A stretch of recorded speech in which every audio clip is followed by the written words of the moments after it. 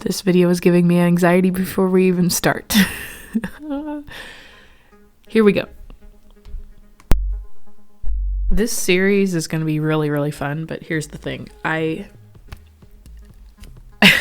don't know why I'm doing it, because seriously, I know it's not an uncommon topic when we talk about video games that induce anxiety, but really, beyond water levels, there are some things that you guys are really going to laugh at and say, wow, seriously, that game or that part really freaked you out. I mean, come on. But it's true. I have a whole list. Oh, this is a problem. There's quite a few pages here of games. The funny part is that this series of games that give me anxiety should probably fall under also games of my childhood. So we have two series going on. The games of my childhood that I have great memories of, and games that give me anxiety. So welcome back to the channel. Why are there just some games I'm just stressed already just thinking about? There is no other way to start off this series than by talking about Intelligent Qube. And I feel like there's going to be a lot of people out there who know that sound from that demo disc in the Pizza Hut box and putting that in and clicking on that video and hearing that sound was just terrifying as a child. Just me? Is it really just me? No? I hope. Okay. Anxious. Here's the thing about that game, because it just screams inducing anxiety for me. First of all, I think the biggest thing with that game is I didn't know what to do. I was very young, maybe like 8, 9 when I found that disc. It was in my brother's room and with his PlayStation, and I used that orange demo disc to play Crash Bandicoot most of the time, and Wave Racer. But that demo disc had Intelligent Qube on it, and one day I clicked on it, and I remember it very distinctly. I had no idea what it was going to be. It looked like a puzzle. It played a little video of what was going to happen. I didn't think the sounds and then the absolute silence at the same time were going to terrify me. So the logo comes up. It's this big globe. It comes with IQ on the front. That sound is up there with the THX movie sound. Okay? It's strong. It's big.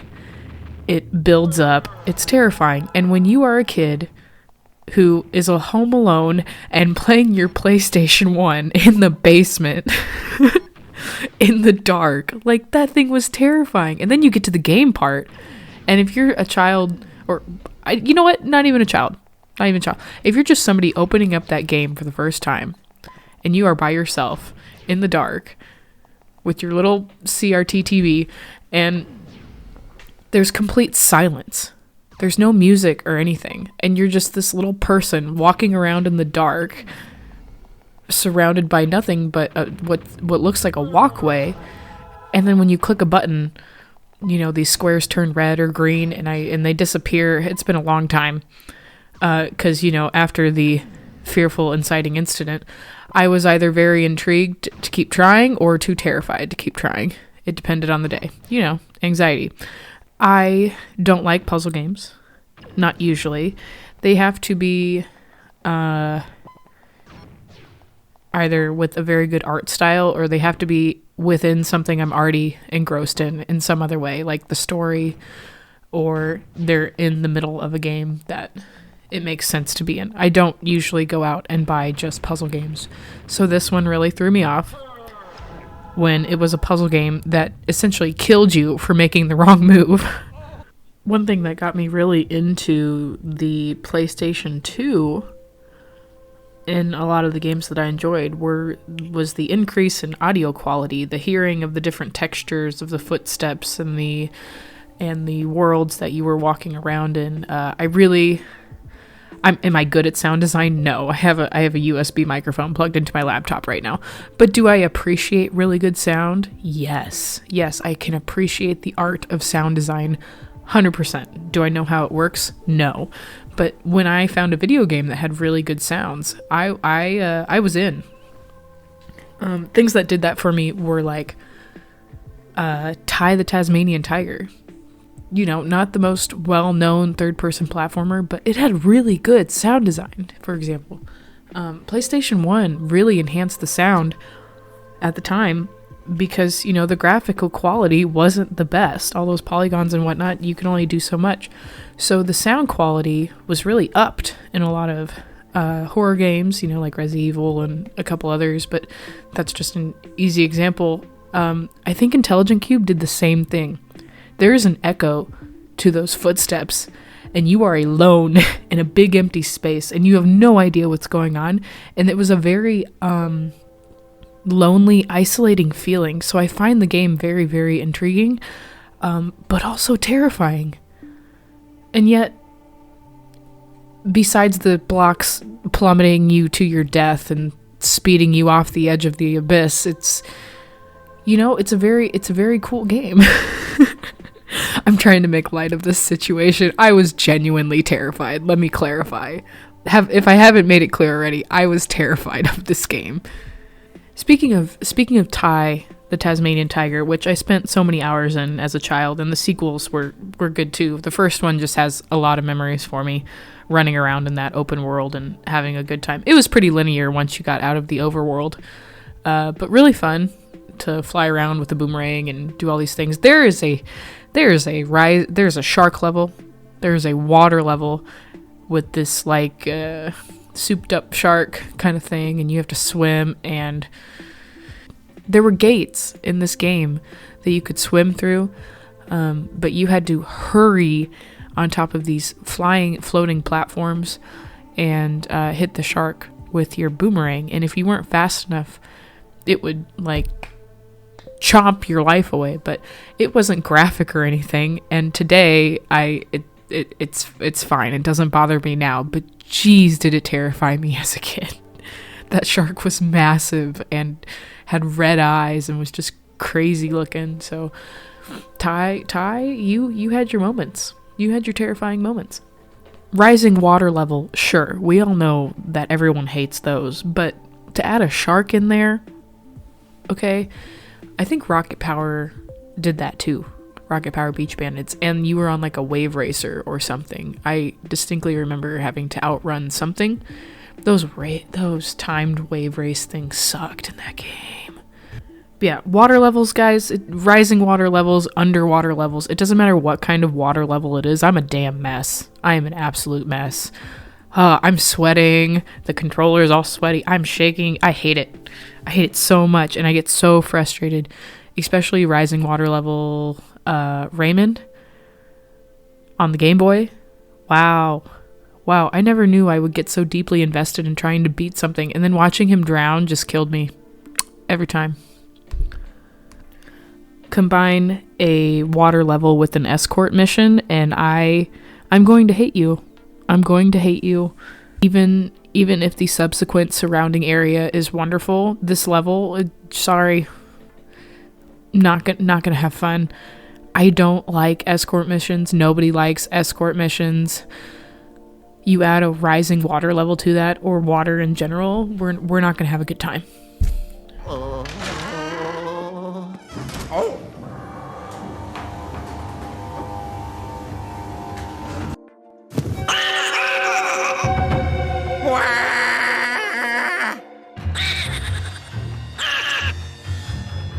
I will never, like, you would think you'd get over these anxieties as you grow older and you learn more and you're not a child anymore. No, listen.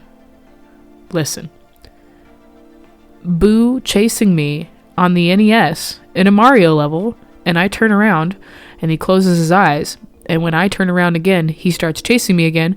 That's never not gonna bother me. That was creepy as heck as a child. Being chased by something in a video game is anxiety inducing. The Rugrats game on PS1. I think it was on the computer too. It might have been. It might have been on PC too. Don't remember. I played it on the PlayStation. Rugrats. Search for Riptar. Quest for Riptar. Something like that. It's like the second level, and you're being chased by that stupid goose from season 1 through the freaking park, and it's like impossible to jump some of these sticks. You are children. You're riding on the back of a dog, and you're being chased by this menacing goose. It's like the opposite of Untitled Goose Game. You're not the goose. You're the one running for your life. So it's stuff like that. Being chased. Don't like being chased in video games. 102 Dalmatians. Anyone play that? There are many, many times where you are chased in that, and you as a character are just one of these tiny little puppies. Really well-made game. You are chased by these idiots so much in this game, and there's one chase scene that really just drove me insane.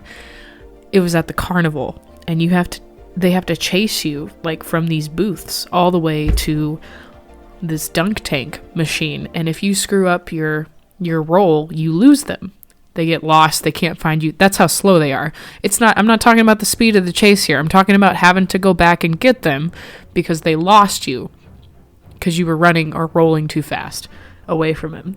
So then they go into this other booth, and then they can pop out and like start chasing you again. Oh man. Jeez, the amount of times I had to redo that level induced anxiety all on its own. The mini games on that game though are really, really fun. I have good memories of playing the mini golf and the catapult game all the time with my brothers. The load times, I haven't seen worse load times than the Lego Island video games. It was bad. It was really bad. And that reminds me, the Lego Island deep dive